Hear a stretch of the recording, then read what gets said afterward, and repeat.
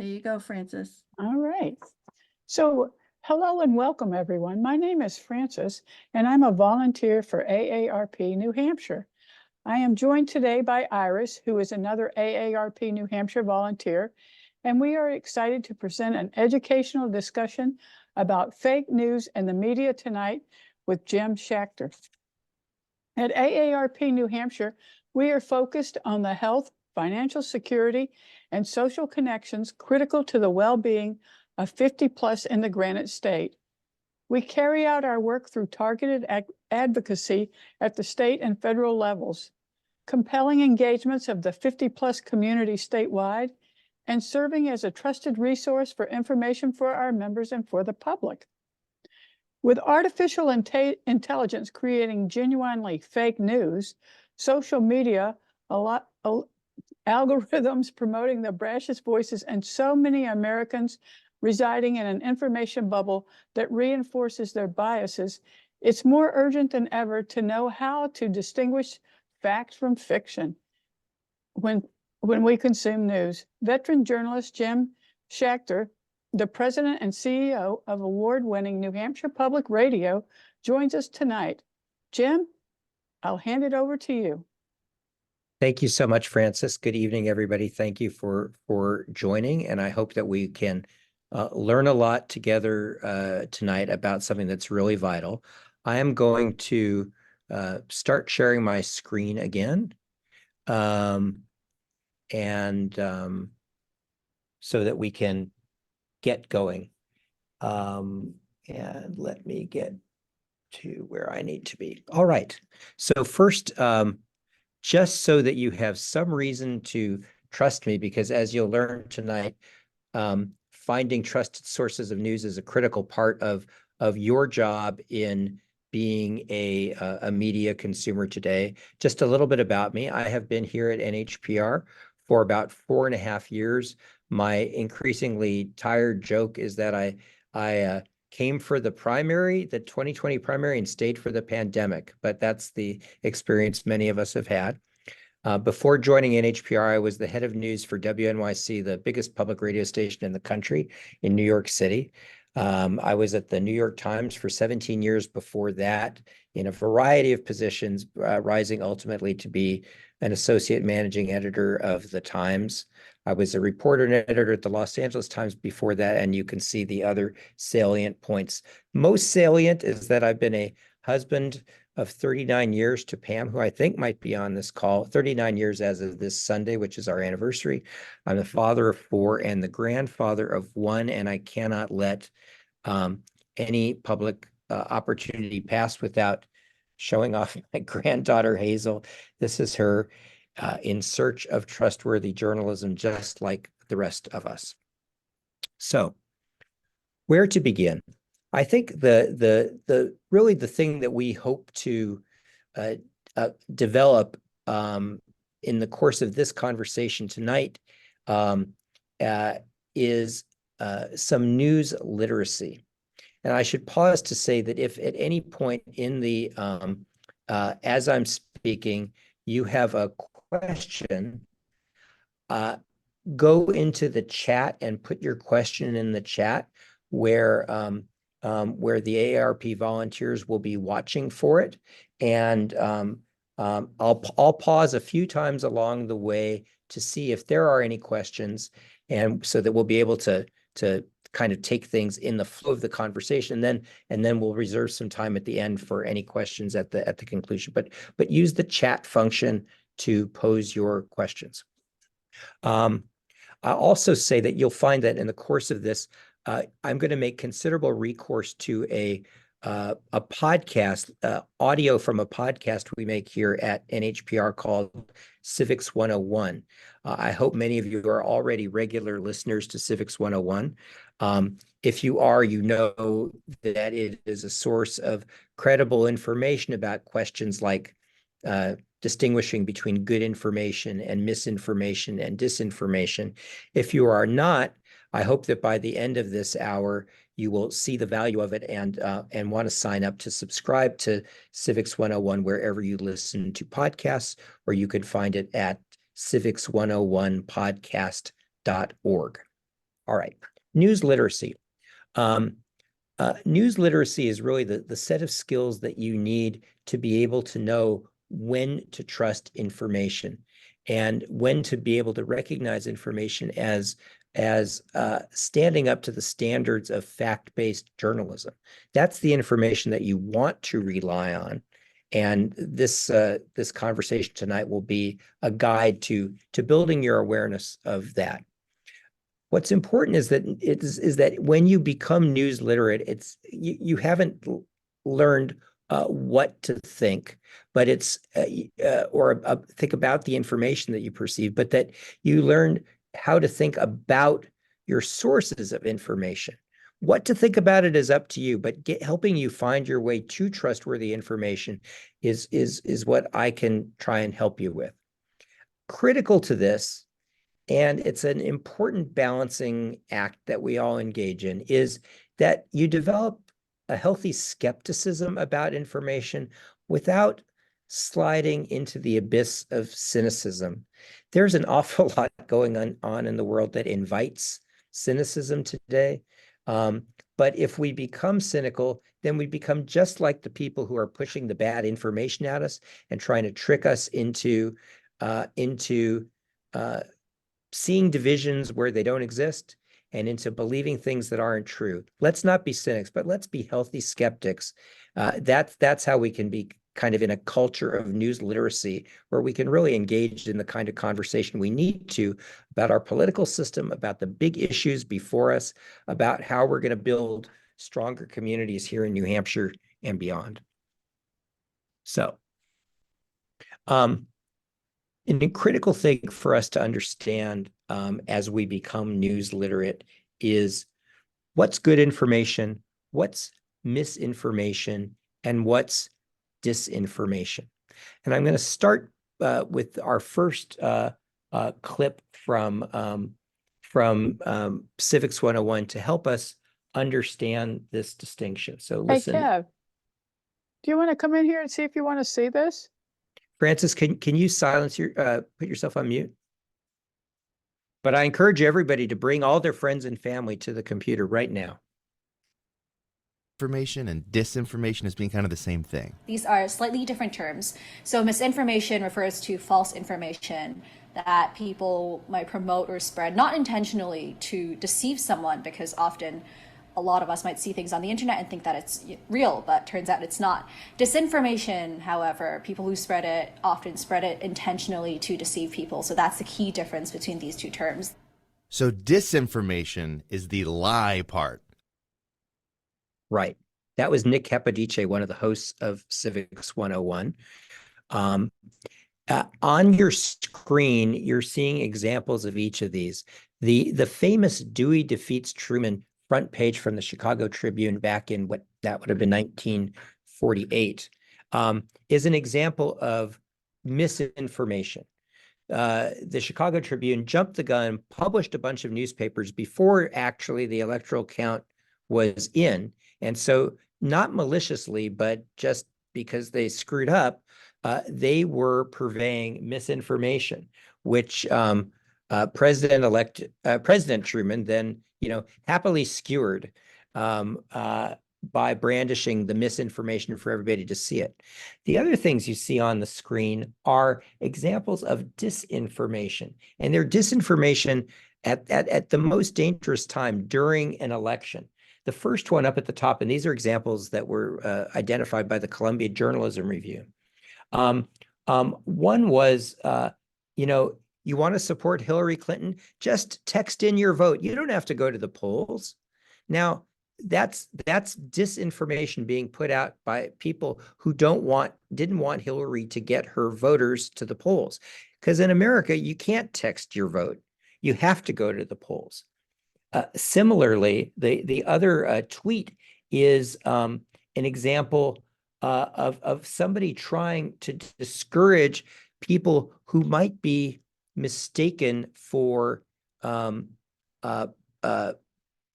people who are undocumented people in this country, wanting to discourage people like that from going to the polls, so that they're trying to get out the word that that ICE is down at the polls, rounding up people and rousting them before they could illegally vote. Well, take a look at that picture. Isn't it interesting that the ICE officer and the person that he seems to be arresting are not casting shadows the way the other people in the picture are? And isn't it interesting, more interesting, that all those people in line are not in any way distracted by what's going on? They're not turning to look at this ICE raid going on at their polling place. Those are signs that that's fake. But the real point here in pointing this out to you is that that's an example of disinformation, false information being spread to keep people away from the polls. Now let me get my cursor back where I need it. Bear with me one second. Information and disinformation. So the danger of what goes on in these moments of spreading disinformation is that it's being used to demonize people. And that's all in an effort to undermine our political dialogue. I'm going to need to click on this twice for you to hear the whole excerpt from Civics 101 that underscores this point. But listen here for a moment. In 2016, just before the presidential election, a conspiracy theory made its way around social media, claiming that several people high up in the Democratic Party were running a human trafficking ring out of several restaurants. One of these was a pizzeria called Comet Ping Pong. There are lots of stories about people losing loved ones to QAnon beliefs that are, entirely baseless. But, I think that the incidents like the one in Cincinnati or, at Comet Ping Pong back in 2016, I think the pizzeria in Washington, are tragic and alarming and good reminders that even though they're not exceedingly common, that this kind of stuff is very serious, right? It can result in people taking real action. Edgar Welch, who went to the pizzeria based on QAnon falsehoods, right, thinking that there was something nefarious happening in the basement there when in fact there's no basement in the building, brought a rifle, shot it once and figured out there was no basement and surrendered. It was much more tragic in Cincinnati, right? But this person took action at an FBI office based on something they believe about, the recent raid on Mar-a-Lago. A deadly end to a standoff in Clinton County. This story started hours earlier at 9:15 in Sycamore Township. Police say a man tried to break into the FBI building. Again, I think these are reminders of how serious it can be, but we shouldn't lose sight of the everyday impact on ordinary folks who sort of fall down rabbit holes with the best of intentions, looking for answers, trying to interpret complex realities, but they fall for simplified narratives. Conspiracy theories are very attractive because they give people kind of a good, bad version of the world. As complicated as they can be, they're very simple at their base. So we've had examples multiple times in our recent political history of disinformation motivating people to, in the middle of an election, to start shooting. And this is why it becomes so critical for all of us. This is the extreme case of why it becomes so critical for all of us to be able to recognize disinformation and know how to sort the wheat of information from the chaff. Let me pause here and ask if anybody has any questions before we continue. I do not have anything in the chat as of this time. Okay. Thank you, Iris. All right, let me continue. 9:15 in Sycamore Township. All of these problems, and this was certainly the case, it's certainly the case of everything related to QAnon and conspiracy theories. It was certainly the case in both of those episodes that were just described, where social media dramatically expands the impact of disinformation. What happens to us is that we are, because of the way that social media works, we tend to be not just reside in bubbles of, people and information providers that share our beliefs and biases, but social media drives us deeper and deeper into them so that we're only exposed to one point of view, hear it over and over and over to the exclusion of other points of view, and then assume it to be true. So when you compound disinformation or even just mere misinformation with a droning repetition of it and the exclusion of any other competing information, we really have a recipe for trouble.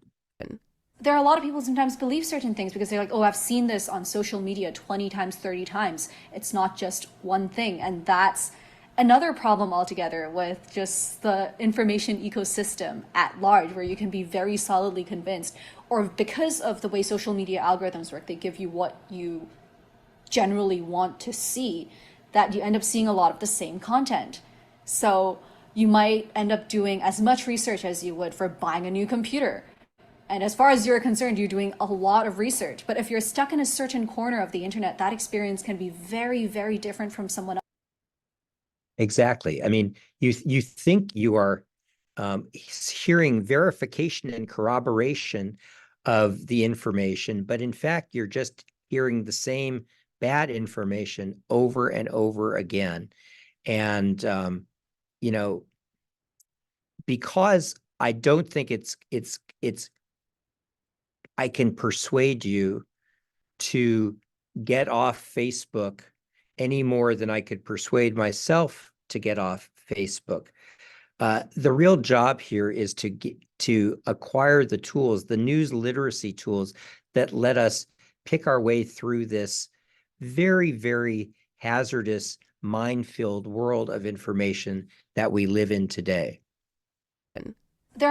So I want to move into, I think, the portion of this that you really came here for tonight, which is what on earth can I do about this? Help me figure out my path through the garden of earthly disinformation. Here's where we'll start, and I've got a whole bunch of ideas for you to take in and think about and ask questions about. One thing that you can do to avoid being taken in by bad actors who just want to feed you bad information is to actively seek out a diverse range of sources. Try to get a broad understanding of an issue. If you only listen, I can't believe I'm saying this, but I hope that this builds credibility. If you only listen to NHPR to get information, only listen to NPR, go seek out somewhere else. Spend some time on watching Fox News. Spend some time on foxnews.com. Spend some time at MSNBC. Read widely in the press. Don't just rely on the one source that tells you what you want to hear or gives you what you want to read. Secondly, cross-check that information. If something that appears to be a fact jumps out at you, take a little bit of time to look across multiple credible sources and see if there's corroboration for what you've read or heard. If something is so amazing that you've seen on one website or heard on one radio program or saw on the TV, and you can't find it anywhere else, you can't find any trace of it anywhere else, this is a moment for your healthy skepticism to kick in. This is a moment where your critical thinking skills check in. If you see information and you can't find it anywhere else, then you have to pause and say, did that just get manufactured out of nowhere, or is this true? If you see information that is contested and you're trying to figure out what to believe, ask yourself, who's putting this information out there? What is their motivation in putting it out there? And what is the potential biases that are influencing it. If information is coming from the Democratic National Committee or the Republican National Committee, for example, that should be a bright light to you that says, okay, I know where they're coming from. I need to really put on my skeptical glasses and check this information out. Similarly, with any advocacy group whose information you encounter, whether it's a group that, on the face of it is credible, like the AARP, or another organization that you're a member of, or if it's just shown up in your social media feed, you've got to ask yourself, why are these people sharing this information, and why are they sharing this particular slant on it? This last point, and this slide comes from an organization that I absolutely commend to you as a source of more in-depth expertise on becoming news literate. It's called the News Literacy Project, and that it does what its name says. And you can find out more of their information at newslit.org. But, they suggest, supporting the sources of quality news and information, whether that's New Hampshire Public Radio or the New York Times or the Wall Street Journal or the Concord Monitor or the Valley News, so that they have the resources to continue to do the work of professional journalism, to sift good information from bad and try to channel to you information that is credible. That's another thing that you can do. But there's more.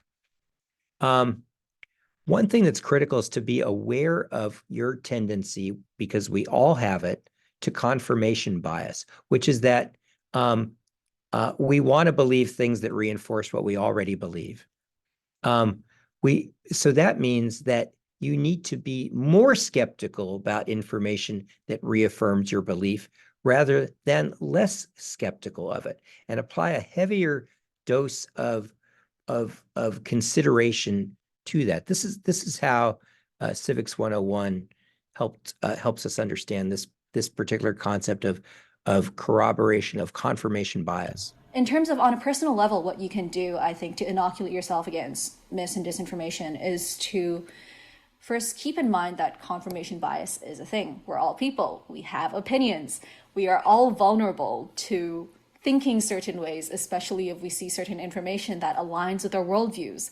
So it's like, whenever you see something online that you're like, oh my gosh, like, before spreading it, take a second, take a look, Google it, see if any other reputable news source has reported on it. If it's a one-off tweet or if it's a meme, make sure to double check and see who else is talking about this, and you can kind of tell from who else is talking about this and who else is reporting on this what's going on there.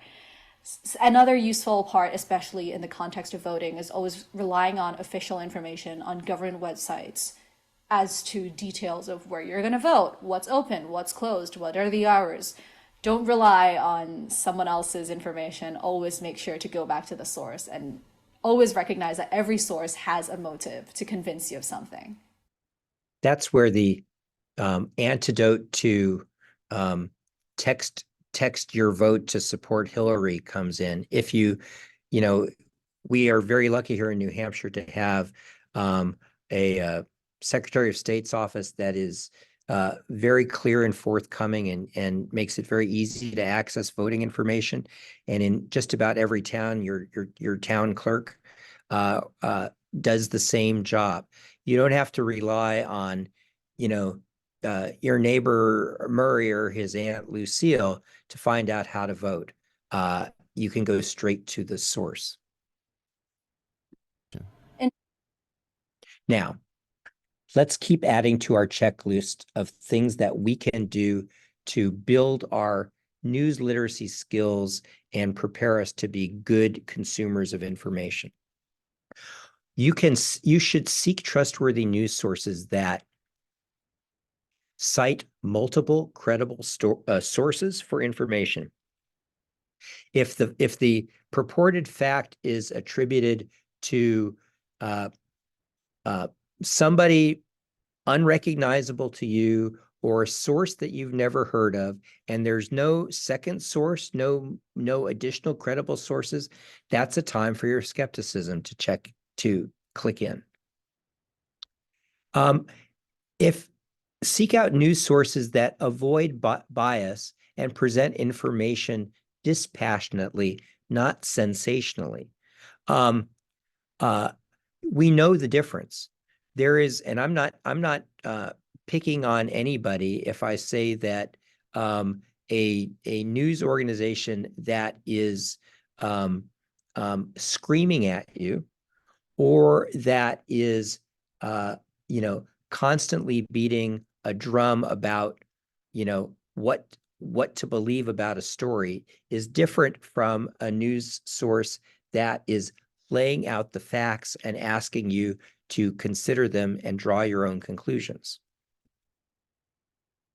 Seek trustworthy news sources that document their assertions of fact.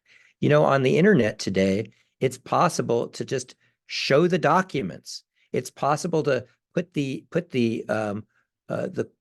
original source of information right there in front of you. If somebody on the internet, if a news source, a purported news source, is claiming something and not backing it up, that's a time for your skepticism to click in. Look for news sources that aim for fairness, that aren't biased on their face. We're all smart enough to see the difference between those. News sources that verify their reporting. News sources that seek to present all sides of a story, which is not to say that there is not knowable truth. News sources that take you on the journey of seeking the truth are sources that are seeking your trust, that are building credibility by showing that they have asked and sought different points of view and looked at all the facts and tried to figure out what the truth is. And trustworthy news sources are ones that provide context. They don't just assert things and go from one assertion to another. They provide the background. They provide the history. They provide the basis on which the facts that they're assembling make sense. These are all things that distinguish trustworthy news sources from ones that are less worthy of your trust. Let me pause because I've piled on a lot of information there. Are there any questions at this point? I do not have any questions at this point. All right. And an invitation again to put your questions into the chat, and we can get to them also at the end if you want to take this all in first.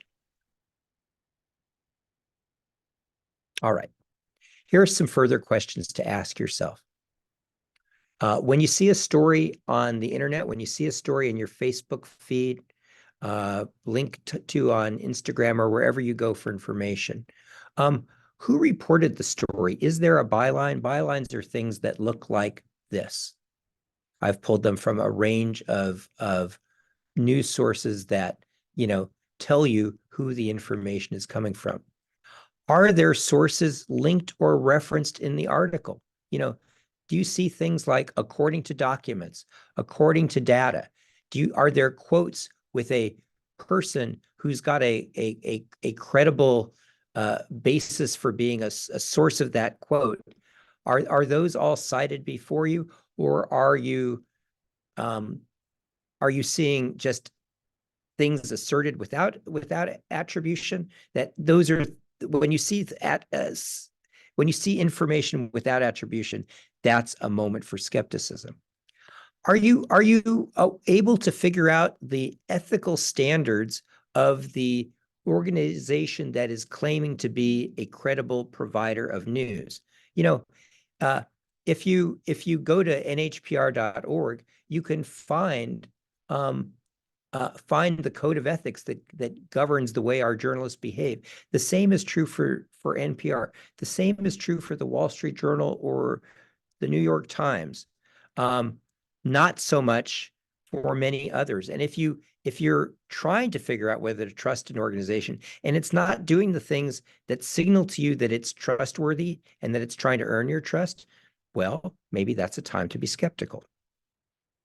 Does the news source tell you how to get in touch? Now, I'm going to hope that this works and that I can then get back. But, you know, if you are, let me just ask, are you seeing contact NHPR on your screens now? I am seeing, what does the news source tell you? And it says it says the website. Is that what you mean? Okay. Yep. But you're not seeing the dog with earphones on? No, probably All because right. you were just sharing your presentation, not other That's fine. That's voices. fine. All right. So if you click on that, you will find yourself at and let me see, actually, let me just give myself a second to show you what I'm actually wanting you to see. Hang on here 1 second.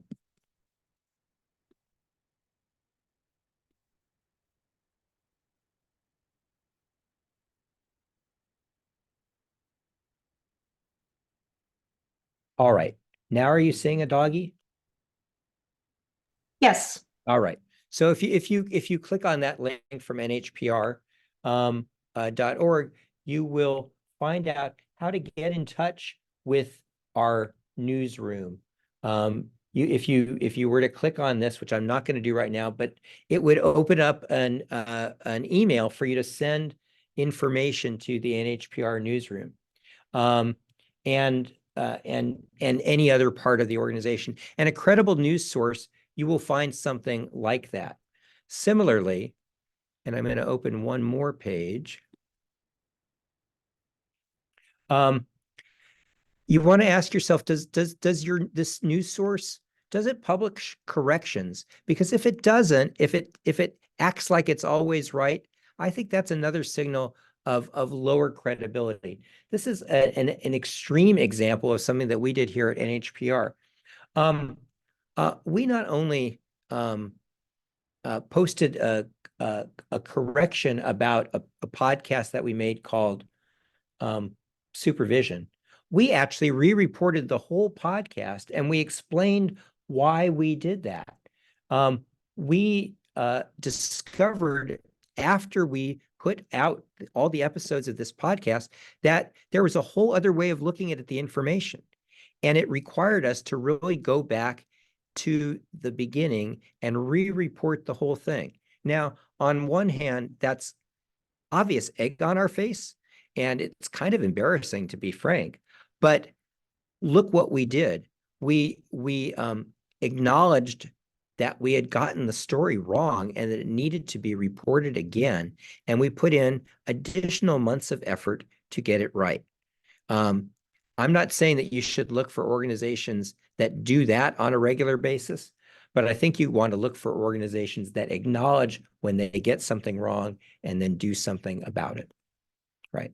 I'm going to now go back to my presentation. So hang on again 1 second. All right. Now, there's a whole other world. This is really where I'm going to finish up my presentation and then turn to you for your questions. There is a lot going on today because of artificial intelligence that is introducing new challenges into being a news consumer and an informed news consumer, a appropriately skeptical news consumer. AI has created tools that bad actors can use to spread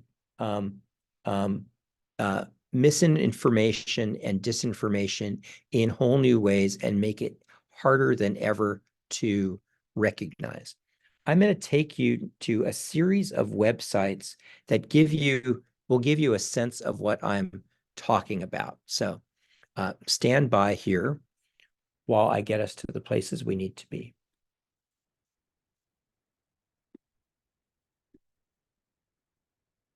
I'm going to start by taking you to a place in the New York Times. And hang on here for a second while I get you where I need you to be.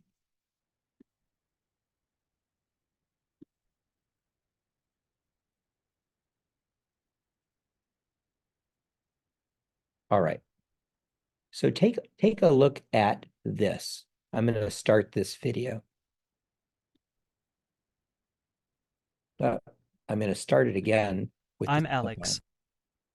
There have been more than 600 mass shootings in the United States this year, which means there is an average of more than one mass shooting every day, and gun violence has killed nearly 40,000 people. Hello, everyone. This is Wolf News. I'm Alex. There's one example. Here's another. And again, I will need to start it to be able to turn the sound on. Our stocks, the two heads of state exchanged candid and in-depth views on strategic issues in China-US relations and major global and regional issues. This meeting is of great significance. Great power cooperation will inject new vitality into world development. After 3-hour stocks, the two heads of... All right. As the New York Times says right here on, and you can see it on the screen, there's something off about these. The voice is stilted. You could tell that the voices were out of sync with the mouths. I'm not sure that either of these anchors really looks like a real person. And in fact, they weren't. These are just AIs talking to you and purporting to be news broadcasts. Perhaps it was obvious enough to you that somebody decided to use the term Wolf News playing off Fox News, and you said, I've never heard of Wolf News, and that was all you needed to know that this was a fake. But these are early fakes. This technology is only getting better and better and better, and you can fully count, if you're not seeing it already in your news feeds, you can count on literally fake news like this being all over social media during this campaign. Now, I'm going to go to another example of this. Bear with me here.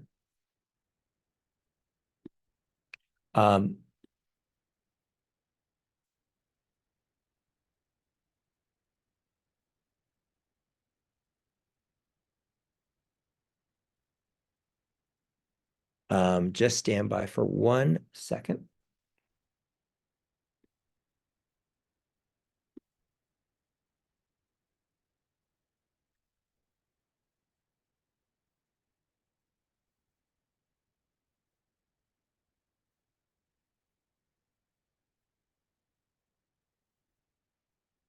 All right, let me now share again.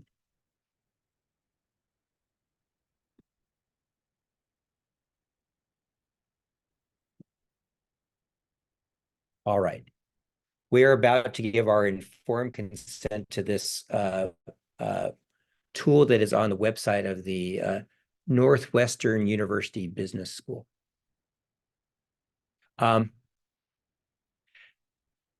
There are tests that you can give yourself to determine whether you are good at recognizing images that are generated by AI versus images that are real. And I'd actually like everybody to unmute themselves for a moment. And I'd like you just to shout out real or fake as you look at this image. I don't know if the participants can unmute themselves or if we have to unmute them. They could chat it out if you want. Okay, why don't you go into the chat and say whether you think this is a real image or one that is fake. Just put real or fake in the chat.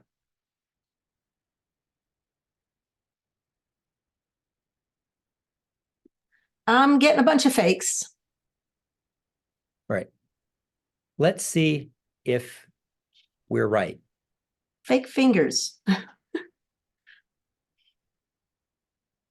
We're confident that it's fake. Let's see whether we're right. You are right, folks. Okay, let's look at the next image. A couple people, by the way, pointed out that the hands looked fake. I think that is a good giveaway on that one. Mhm. How about this one? Go into the chat, real or fake? So far, I've got one reel, but that's it so far. I guess people are thinking. I got more reels, a fake. Let's give them a couple moments here. Most people are saying real on this one, but a couple people are saying fake. All right, let's see. We're sure that it is real. Nope, also fake. Mhm. Let's do a couple more of these. Now, you only have 1 second to look at this one. So I'm going to click on it and then you'll see it briefly and then go into the chat and say real or fake.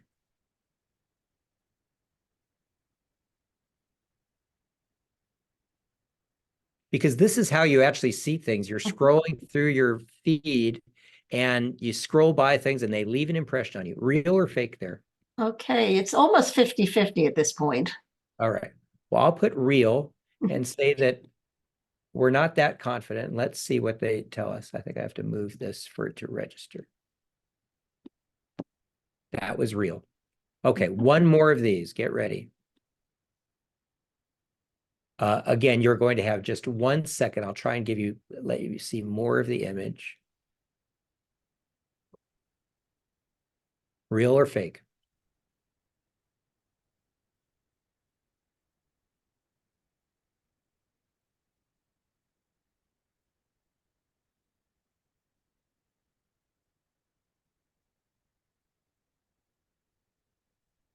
I'm still waiting. I think I've got about 4 answers, and again, it's split. Well, let's just find out. More fakes are coming in now. Oh, here comes another reel. Okay, let's see what it is. Mhm. That was a real one. Mhm. All right. I think that you're getting a sense of how challenging it is to answer, to really sort the real from the fake at this point. Now, I've got one more of these websites that I want to bring you to. So bear with me while I get the link. And I'm going to take us there next.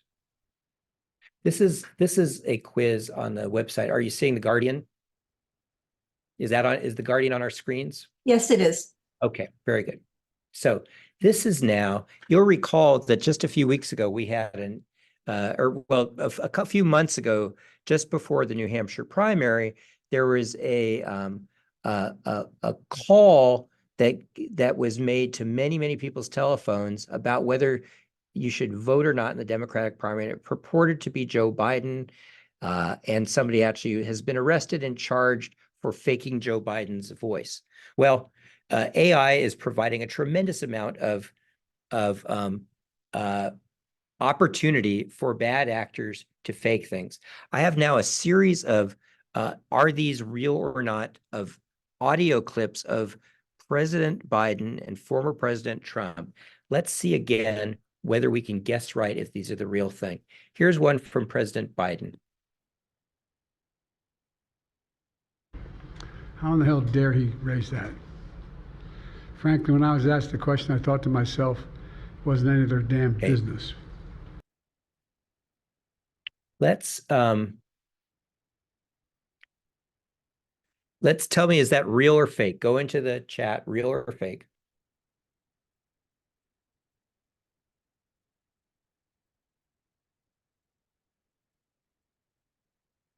Do we have a preponderance of the vote? I was on mute. It's more reals than fakes. Let's see. Almost all real. Let's see if you're right. That is real. And you can see the context in which it happened. Here's one from former President Trump. She stroked his pretty skin again and kissed him and held him tight. But instead of saying thank you, that snake gave her a vicious bite. Is that what? Is that Kipling? I don't know. Real There's a or song fake? like that. Okay, I'm getting a lot of fakes at this point. Fakes. Let's see if you're right. That's real. He was reading about a poem about immigrants. I'm going to do one more of each.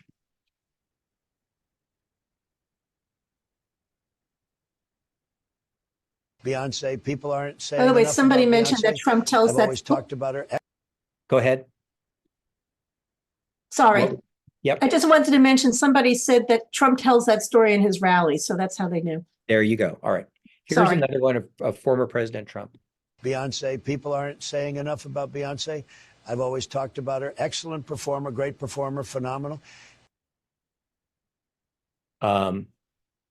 Let's see. Tell me whether you think Donald Trump actually said that about Beyonce.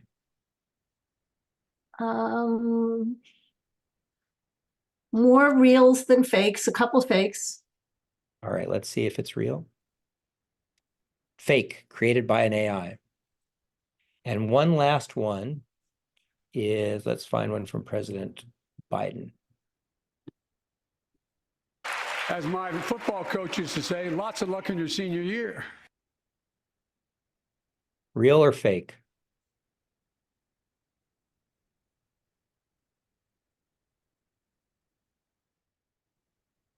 What do y'all think? They're coming in fake so far. Fake, okay. Yeah, that's real. That was in the State of the Union address. Nobody could figure out what he was talking about, which may have been what gave you all pause as well. All right. Let me now go back and finish up my presentation so that we can then get to your questions. And let me get back to presenter mode. Okay.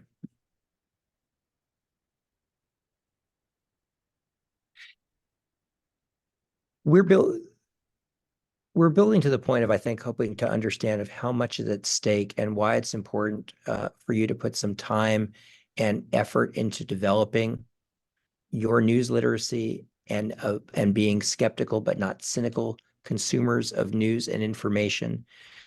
We have seen that the bad actors have better and better tools to confuse and mislead, and so the stakes are high and the challenge is getting greater. And that's really the thought that I want to leave you with. I think that the fact that you've come to this webinar tonight means you're motivated, but let's just think for a moment finally about why this is so important. People care.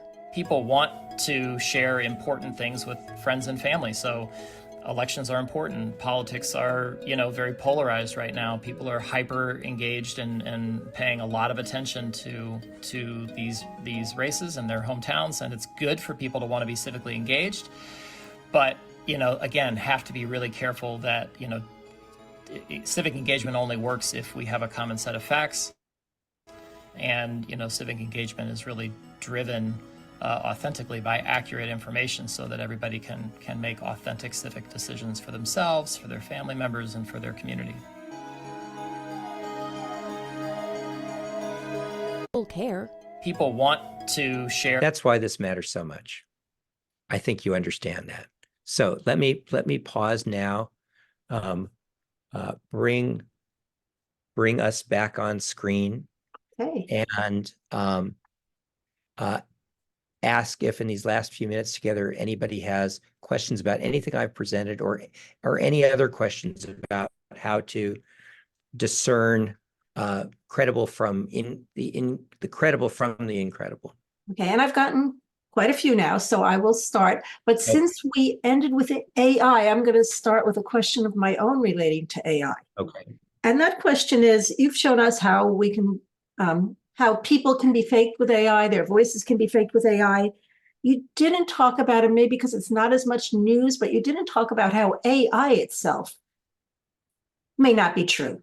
Is that something you can talk to? The fact that it's going out to all these different sources, it could go out to a bad source, give me bad information. Right. That is a reality. AI is getting better and better all the time. But all of these models and all these tools, ChatGPT, the what Google is putting into your search results now, what Apple will be doing soon, and Bing already is doing. All of these are works in progress. And so there's lots of evidence of what's called hallucination by AIs, where they make up facts, don't attribute them. You can't figure out where they're coming from, and it's just presented as truth. I think we are all going to need to learn how to navigate this. And to me, I think one response is to not rely on AI to answer our questions about the news. Go to the sources that you actually have come to trust and get the news there. Don't rely on AI's summary of it. There may be a time when that will work, but it's not working yet. And we can all, dial up ChatGPT on our computers and on our phones, try it and see the shortcomings. So recognize it for what it is and stick with your sources for now. Really, basically what you told us throughout this presentation. Check your sources, stick with your good sources. Look to see, just like the other, did they cite trusted sources? Right. Follow that Okay. checklist. Everything you told us pertains. Okay. So some other questions. David asked, why are there seemingly no repercussions to fake or false news? Some of that is the way that the regulatory framework is set up. There are very few limits on what appears, what is published on a social media platform, where you can sue NHPR, and we've been sued. You can't sue Meta or Google for republishing something. If any of you were on I know somebody at least was on the talk yesterday that NH Civics sponsored with Professor Larry Lessig from the Harvard Law School, he said that's a bad setup. He also said that, if you rely on the law to police, then it's a very long, slow whack-a-mole process. This is why I think that the critical thing is empowering ourselves to be good consumers of information, because if we have the critical thinking skills, if we have the media literacy, we can sort out a lot faster than a lawsuit or government action would ever fix this. Okay. I'm noticing that it's getting pretty late already. So I do want to ask you this one, because I've heard this a lot. What's the strategy for interacting with folks who keep giving you bad information? Oh boy. If we're talking about your cousin Harry or your brother-in-law, there are not a lot of good answers to this. The best that I have come across is to not get excited, not start fighting misinformation with good information, but to pause and say, Harry, why do you think that? Why does it have you so charged up? Try to talk to our neighbors about why they believe the things they believe, and try to understand them better, and then talk like real people about, say, I don't agree with you, and I respect your point of view, but I'll tell you why I don't agree with you and why I think the way I do. And let's just we might have to agree to disagree, but let's just have a human to human conversation about it, and not allow ourselves to be drawn into the war that the bad actors want us to think every exchange has to be. Sounds like good information. Does NHPR have a policy about using AI in its reporting? We don't use AI in our reporting. We follow the strategies that I've outlined for you. we seek out credible sources, we verify, we corroborate, AI, I think there will come times, and we're going to our rule right now is that we don't know enough to be embracing it. There will be things that we can let AI do. But I think a reporting is not going to be one that, we let AI do for us anytime soon. Okay. There was one here. Somebody was wondering if you have an opinion on best fact checking services or sites to use. Snopes, is very good. I think it's asksnopes.com. Okay. I think PolitiFact. We're working with our Spanish language news service, KI de Nueva New Hampshire, is working with both PolitiFact and another organization called Fact Chequeado. PolitiFact operates in English as well as Spanish, and I think that's a place that I would always go to. They're the Pinocchio's people, and they rate things on how trustworthy they are. How long the nose gets. Okay. How long the nose gets. Somebody mentioned, it was William, isn't the point of listening to the Biden and Trump, and is it telling us in this era of AI not to trust what you hear? But I have to extend that and say, in this era of AI, I can't trust what I hear, read, or see, it sounds like. What's your thought on that? It's an anxiety-provoking time that we're moving through. Mm-hmm. However, and I hope that my remarks underscored this. AI is just a tool in bad actors' toolkit. People can just type things, and they're made up, and that didn't require somebody's giant large language model or their fake image to convey the bad information. And the ways to respond are the same as in the pre-AI era, which is all those things that we've outlined here. Verify. I feel like I'm quoting President Reagan, except with this amendment. Just start with the verify part, skip the trust part, and get right to the verify part. And that I think I'll finish up with one more because we're actually over time.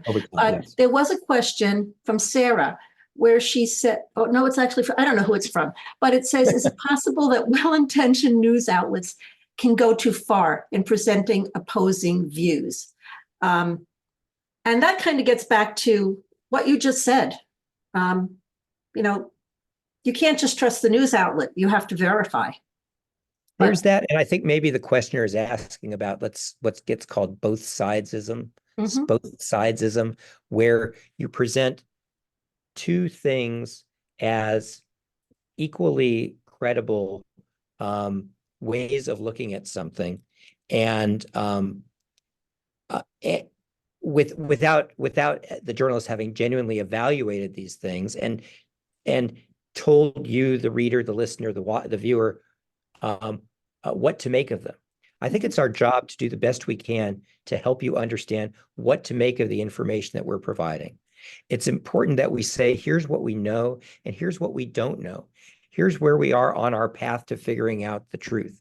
Where you find news organizations that behave that way, those are the ones that are working hard to earn your trust, and are simply saying that black is white or white is black.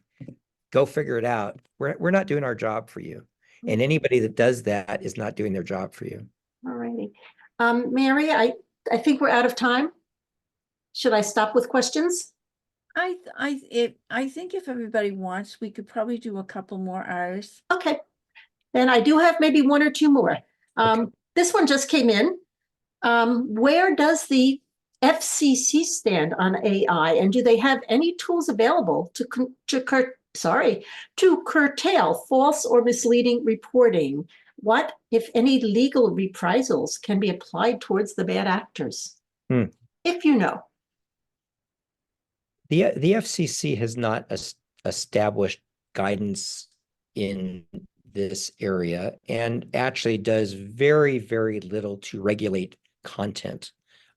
That is not their job. We've many of us on this call lived through the days of the fairness doctrine, where the FCC did mandate broadcasters, which is the only kind of news organizations that they regulate, did mandate, to provide equal time to Republican points of view and Democratic points of view, liberal points of view and conservative points of view. And it was a very binary world that it operated in. President Reagan did away with that back in the 80s. And so the FCC does not regulate. Where there is fraud or where there is defamation, well, let's start with fraud. Where there's a crime committed, as is in the case of this fake Biden phone call, the U.S. attorney brings charges, or local authorities can bring charges. Where somebody is defamed, that can be fought in court on a civil basis. If I could just say, as we finish up, if anybody wants to follow up with the question to me, you can write to me at president@nhpr.org, president@nhpr.org. If anybody thinks that this is brilliant and you want to support NHPR, you can go to nhpr.org and click on the support button. But there's no price for this webinar. This is just hopefully something that has helped broaden your horizons and given you some tools to be a better news consumer. You said president at president@nhpr.org. I'm just putting it in the chat. That's where you can write directly to me. Okay. I thought I did have one more. I wrote it down. Somebody way back at the beginning almost, but after we stopped asking about questions, asked, what's the difference between disinformation and lies? Is there a difference, or is all disinformation lies? It's just disinformation is a form of lies. Lies is the bigger category. Disinformation is a kind. Okay. All righty. Well, I have a whole bunch of fakes and reels I'm trying to look through, but I think I've got everybody's questions answered at this point. Okay. Thank you all so much for engaging in this dialogue tonight. It was, I hope, illuminating. Well, thank you for joining all of us today. It's been a pleasure to learn about how to recognize AI. And thank you to our audience for joining us for today's discussion. I hope you enjoyed hearing from our panel, and the information and opportunities shared are of value to you. I would encourage you to visit our AARP website. You don't have to be a member of AARP to access it. The link is www.aarp.org. And check the New Hampshire website too, aarp.org/New Hampshire. For more virtual programs coming soon, including live cooking demonstrations, paint and sip events, gentle yoga, and more educational programs. And if you happen to be interested in becoming an AARP New Hampshire volunteer, please email us at NHAARP@aarp.org. Thank you very much. It was a great presentation. Great. Lots of thank yous in the website and the chat for you in case you didn't see them. Thank you. And one more comment, for anybody who's still on the call, this is recorded and it will be posted on the AARP New Hampshire YouTube channel at www.youtube.com/AARPNH.1. Thank you. I'm sorry, AARPNH1. Thank you, everybody, for attending. Good night. Good night.